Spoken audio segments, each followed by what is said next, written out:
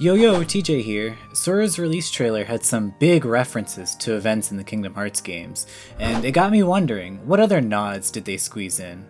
Let's take a look and see what we can find.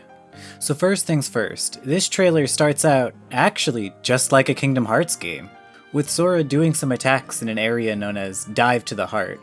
Many of the games start with different protagonists in this dream realm that serves to be a tutorial within the games, so I think it's no coincidence that this trailer starts the same way.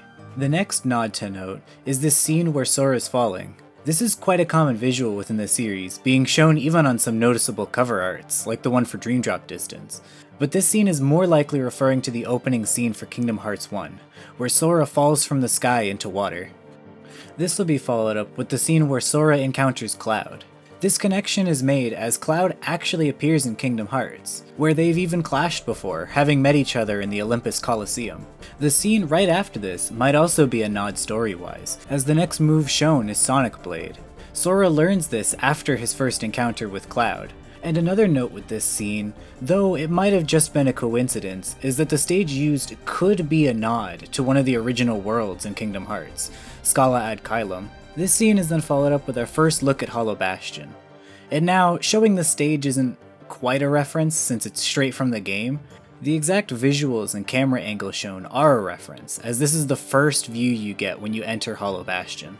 This is then followed up with Sora fighting Dark Pit and Byleth, while the stage transitions to Dive into the Heart.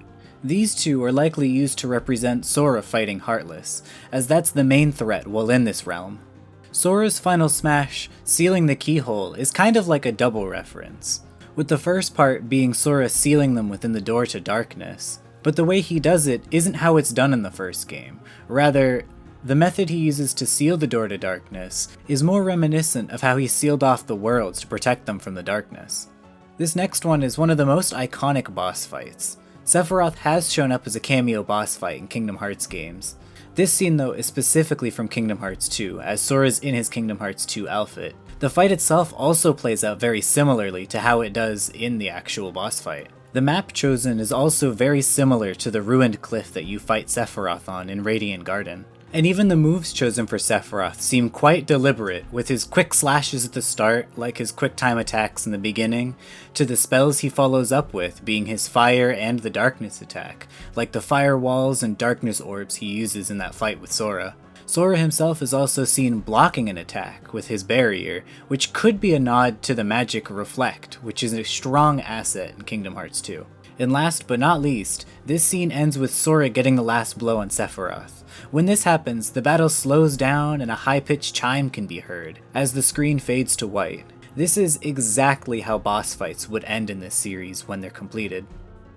After this, we're opened back up with the scene of Sora running on the beach like you would with Riku and Kairi. Next up is a scene of Sora landing in water in the Fountain of Dreams. This could be a reference to him falling and landing in water in the opening cutscene, but it could also be a nod to him standing on the water surface in the final world. Sora watching the sunset with a pink-haired villager is a reference to him watching the sunset with Kairi. Sora feeds some Kirbys. I'm a little uncertain as to exactly what this scene's supposed to mean, but him in his Kingdom Hearts 3 costume makes me think that it could be a nod to the fact that they were cooking minigames. The scene with Sora and the various water Pokemon could be a reference to a couple of things. The first one could be a reference to his trips to Atlantis, maybe even poking at the music minigames as Using Cure has bells on it. But the Wailord could also stand as a reference for when Sora was stuck inside of Monstro. Sora and the black and white King Dedede is a reference to the Timeless River world. King Dedede could be representing Pete, as Sora doesn't look all too happy to see him.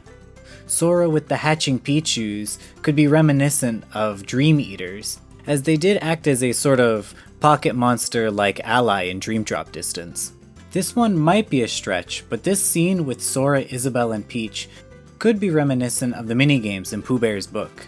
and Sora cheering with Pikachu and the Inkling could be like that of when he's with Donald and Goofy. And the last scene shown might stretch further than just a Kingdom Hearts reference. Sora floating scrolling through all the worlds is accurate to his character, as he's known to travel between many worlds.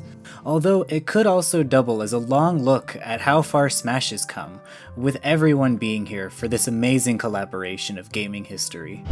And that's everything that stood out to me. But what do you think? Was there anything that you noticed that we didn't? Feel free to comment down below, and be sure to subscribe to GameXplain for more on Sora and other things gaming. Take care!